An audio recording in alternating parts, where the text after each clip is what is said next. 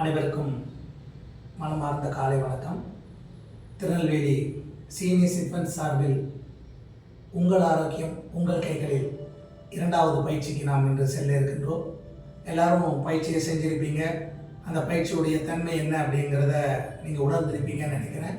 உங்களுக்கு ஏதாவது சந்தேகங்கள் இருந்தால் தொலைக்காட்சியில் உள்ள அந்த எண்ணுக்கு உங்களுடைய கேள்விகளை அனுப்பும்போது அதற்குண்டான பதில்கள் உங்களுக்கு தெளிவாக கொடுக்கப்படும். இன்றைக்கி 2வது பயிற்சிக்கு போகிறோம். பத்மாசனத்தில் உட்காந்துருக்கலாம், வஜ்ராசனத்தில் உட்காந்துருக்கலாம்.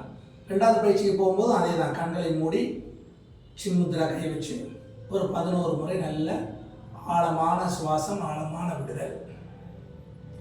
நல்ல inhale, exhale, inhale, exhale, inhale, exhale, inhale, exhale, inhale, exhale, inhale, exhale, inhale, exhale. நல்ல கைகளை தேய்ச்சி கண்ணில் வச்சுக்கோம். இன்னைக்கு 2வது பயிற்சி பார்த்தீங்கன்னா கைகளை இந்த மாதிரி வச்சு நல்ல மூச்சு எடுத்துட்டு அப்படியே மெதுவாக கைகளை மேலே எடுத்து அப்படியே மூச்சை விட்டுட்டு கைகளை மெதுவாக கீழே கொண்டு மீண்டும் மெதுவாக மூச்சை எடுத்து கைகள் மேலே போட்டோம். மெதுவாக மூச்சை விட்டுட்டு அப்படியே கைகளை கீழே கொண்டு வாங்க. மீண்டும் மெதுவாக மூச்சை எடுத்து கைகளை அப்படியே மேலே எடுத்துருவோம். திரும்ப அப்படியே மெதுவாக மூச்சு விட்டுட்டு கைகளை கீழே கொண்டு வாங்க. கைகள் வருவதும் மூச்சு வருவதும் ஒரே அளவாக இருக்கணும். ரெண்டும் வித்தியாசப்படக்கூடாது. முதல்ல இதை செய்கிறது ரொம்ப கஷ்டமாக இருக்குன்னா நம்ம சுவாசம் ஒன்று முன்னாடி போயிடும், இல்லை பின்னாடி வந்துடும். கைகள் வேகமாக போகும். அந்த கையையும் சுவாசத்தையும் இணைக்கணும். அதாவது மனம் செம்மையான மந்திரம் ஜெபிக்க வேண்டாம். மனசை அடக்க முடியுமான்னு அடக்க முடியாது. ஆனால் மூச்சை நம்மளால் அடக்க முடியும், மூச்சை நம்மளால் மாற்ற முடியும். நாடி சுத்தியிலையோ இல்லை நாடி சோதனாவில் நம்ம மூச்சை நம்முடைய கட்டுப்பாட்டுக்கு எடுத்துகிட்டு வர முடியும். மனசை நம்முடைய கட்டுப்பாட்டுக்கு எடுத்துகிட்டு வர முடியாது. இது ஆண்டாண்டு காலமாக மகான்கள் சொல்லக்கூடிய ஒரு விஷயம். மனசை அடக்கிறதுக்கு நம்மளால் முடியாது. கண்களை மூடணும்னா தான் நமக்கு 1008 சிந்தனைகள், புதிய புதிய பிரச்சனைகள், நடக்காததெல்லாம் நடந்த மாதிரி, நிகழ்காலம், எதிர்காலம், வருங்காலம்னு எல்லா காலத்துக்கும் போயிடுவோம். ஆனால் மூச்சை கவனிச்சிட்டோன்னா மனசு அமைதியாகும். ஒன்றும் இல்லை, வீட்டில் நல்ல சண்டை போடுறோம், கோவப்பட்டோன்னா போய் ஒரு இடத்துல உட்காந்து என்ன பண்ணுவோம்? நம்மளை அறியாமல் ஆழமான ஒரு சுவாசம் எடுப்போம், ஆழமான ஒரு விடுதல். அது ஒரு 3 முறை 4 முறை அந்த சுவாசம் முடிஞ்சதுக்கப்புறம் என்ன நினைப்போம்? அவசரப்பட்டு கோவப்பட்டுட்டோமோ, கொஞ்சம் நிதானமாக பண்ணியிருந்துக்கலாமோ அப்படின்னு தோணும் இல்லையா? அப்போ அந்த சுவாசத்தை முதல்ல நம்ம சரி பண்ணி வச்சுக்கிட்டோம்னா நம்ம ப்ரெசன்ட்லேயே இருப்போம், நிகழ்காலத்திலே இருப்போம். நிகழ்காலத்தில் இருக்கும்போது நமக்கு என்ன இருக்கும்னா நிகழ்காலத்துடைய தன்மையை புரியும் தன்மை வந்துடும், ஏற்றுக்கொள்ளும் தன்மை வந்துடும். ஒருத்தர் நம்ம சொல்கிறாருன்னா அந்த நிகழ்காலத்தில் இருந்தாலும் அவர் ஏன் சொல்கிறாரு, எதுக்கு சொல்கிறாரு, தப்பாகவே சொன்னாலும் அது எப்படி சொல்லப்படுகிறது நம்ம கேட்டு தெரிஞ்சு நம்ம என்ன பண்ணுவோம்னா அதுக்கேற்ற மாதிரி நம்மளுடைய பதிலை கொடுப்போம். ஆனால் நம்ம அதை விட்டுட்டு அவருடைய பழைய காலம் நமக்கு இதுக்கு முன்னாடி என்னெல்லாம் செஞ்சார், என்னெல்லாம் செய்வார் அப்படின்னு அந்த இறந்த காலத்துக்கும் எதிர்காலத்துக்கும் போனோம்னா நம்ம கோவப்பட ஆரம்பிச்சோம். அப்போ மூச்சு எவ்வளவு தூரம் நம்ம கண்ட்ரோலாக நம்முடைய கட்டுப்பாட்டில் வச்சுருக்கோமோ அந்த அளவுக்கு நம்முடைய எண்ணங்கள் மிகச்சீராக இருக்கும். சுவாமி விவேகானந்தர் சொல்லுவார், உங்களுடைய எண்ணம் போல் தான் வாழ்வு இல்லையா? நம்ம கிராமத்தில் சொல்லுவாங்க, மனம் போல் வாழ்வு. அவன் நல்லா இருக்கானேப்பா அப்படின்னு கேட்டால் அவன் மனசு அப்படிப்பா அப்படின்னு சொல்லுவாங்க. அப்போ மனசுக்கும் வாழ்க்கைக்கும் எவ்வளோ பெரிய சம்பந்தம் இருக்குது. என்ன மாதிரி விஷயங்களை நம்ம மனசுலேருந்து அலைகளாக மாற்றுகிறோமோ அந்த அலைகள் எல்லாம் எலக்ட்ரானிக் சிஸ்டமாக மாறி பிரபஞ்சத்துக்கு போய் திரும்ப நமக்கு வரும். இதைத்தான் நியூட்டன் சொல்றார், 3வது விதி, எல்லா வினைக்கும் எதிர்வினை உண்டு அப்படின்னு. ஹிந்து தர்மாவும் சரி பிற சமயங்களும் சரி சொல்றது என்னன்னா, நீ என்ன செஞ்சியோ அதுக்கான பலனை நீ அனுபவிக்கணும், கர்மா அப்படின்னு சொல்றோம். அப்போ விஞ்ஞானபூர்வமாக சொல்லக்கூடிய ஒரு விஷயமும் ஆன்மீகமாக சொல்லக்கூடிய ஒரு விஷயமும் ரெண்டுமே ஒன்று தான். அது விஞ்ஞானமாக சொல்லி நம்மளை புரிய வைக்கிறாங்க. நமக்கு புரிகிற மாதிரி ஆன்மீகத்தில் சொல்லிக்கிறாங்க. நீ இப்படி தப்பு பண்ணேன்னா உனக்கு தப்பாக தான் நடக்கும், உடைய எண்ணங்கள் நல்லா இல்லைன்னா உடல் நல்லா இருக்கா, உன்னை சுற்றி இருக்கவங்க நல்லா இருக்க மாட்டாங்க அப்படின்னு நம்ம சொல்கிறது இதுதான். அப்போ எல்லா வினைக்கும் எதிர்வினை உண்டு அப்படிங்கிற இந்த தன்மையை நம்ம புரிஞ்சுக்கிட்டோம்னா நம்முடைய எண்ணங்களை நம்ம தூய்மைப்படுத்துவோம். எண்ண ஒழுக்கம் அப்படின்னு ஒரு மிகப்பெரிய பாடத்திட்டம் இருக்குது, எண்ணத்தை எப்படி ஒழுங்குபடுத்துவது அப்படின்னு. அப்போ இந்த சுவாசத்தை ஒழுங்குபடுத்தினா தான் எண்ணங்களை ஒழுங்குபடுத்த முடியும். நல்லது. இன்னைக்கு பார்த்தீங்கன்னா நம்ம 2 பயிற்சி பண்ணியிருக்கிறோம். 3வது என்ன பண்ணோம்னா இந்த உடலை தளர்த்தும் நீட்டிவிக்கும் பயிற்சி. அதாவது உடம்பை சுருக்கணும், நீட்டிவிக்கணும். இதுதான் உடல். இந்த உடலில் பார்த்தீங்கன்னா 9 அசையும் மூட்டுகள் இருக்குது. கழுத்து, தோள்பட்டை, எல்போ அதாவது முழங்கை, மணிக்கட்டு, கை விரல்கள், 1 2 3 4 5, இடுப்பு 6, முழங்கால் 7, கணுக்கால் 8, விரல்கள் 9. இதுதான் இந்த உடம்புல அசையும் மூட்டுகள். இப்போ நமக்கு வந்து பார்த்திங்கன்னா ஹீமோகுளோபின் அப்படின்னு சொல்கிறாங்க, இரத்த அணுக்களுடைய எண்ணிக்கை.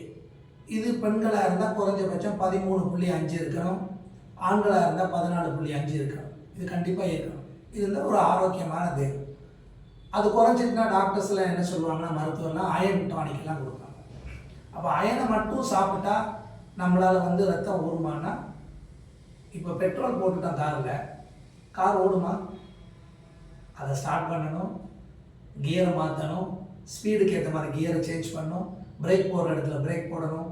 அப்போ தான் இந்த கார் மூவ் ஆகும். அப்போ அது மாதிரி நம்ம இரும்பு சத்து தேவை அப்படின்னா நம்ம சாப்பிட்டா மட்டும் போதாது, சின்ன சின்ன எக்ஸசைஸ் கொடுக்கணும். முதல் எக்ஸசைஸ் பார்த்திங்கன்னா கழுத்துக்கு.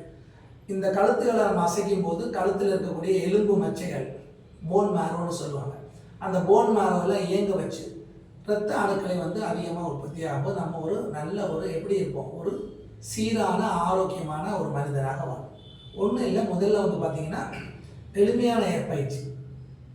இந்த கழுத்தை மட்டும் ரொம்ப கவனமாக, ரொம்ப பார்த்து, ரொம்ப கவனத்தோடு பண்ண வேண்டிய ஒரு பயிற்சி இந்த கழுத்துக்கு உண்டான பயிற்சி. ஏன்னா வயசானவங்க யாராவது இந்த பயிற்சியை பண்ணிங்கன்னா செரிவிக்கல் உங்களுக்கு பிரச்சனை. யாருக்காவது கழுத்து வலி இருக்குது, தோள்பட்டை இறுக்கம் இருக்குது அப்படின்னு சொன்னால் அவங்க பண்ணக்கூடாது. அவங்க மருத்துவரை ஆலோசிக்கலாம்.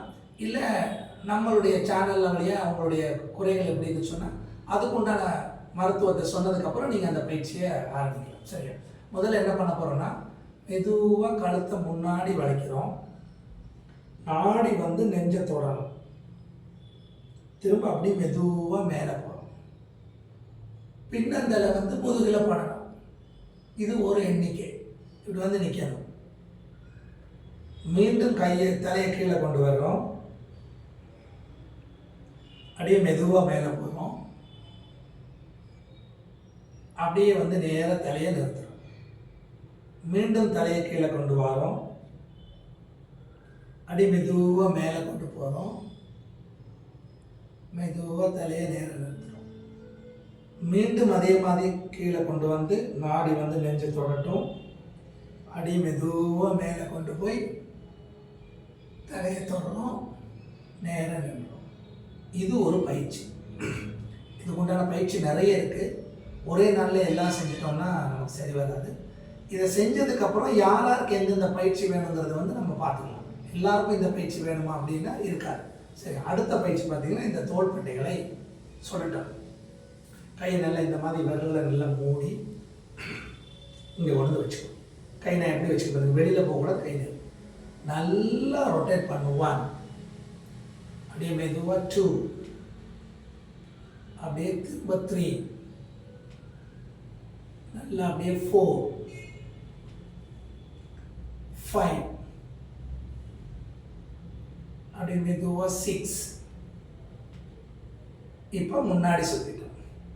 இப்போ பின்னாடி சுற்றணும். 1 2 3 4 5